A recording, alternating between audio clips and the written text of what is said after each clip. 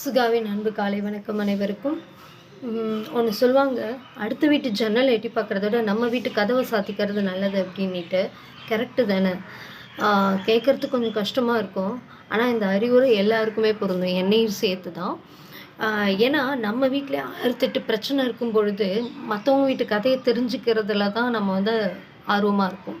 எங்கள் அப்பா கூட அடிக்கடி சொல்வார், பிரச்சனை யாருக்கு தாம்மா இல்லை, உனக்கு இல்லையா எனக்கு இல்லையா, ஆனால் ஒவ்வொருத்தவங்களுக்கும் ஒரு ஒரு டிசைனாக கடவுள் வச்சுருக்காரு அப்படின்ட்டு. அப்படிதாங்க வீட்டுக்கு வீடு வாசப்படி டிசைனாக என்ன.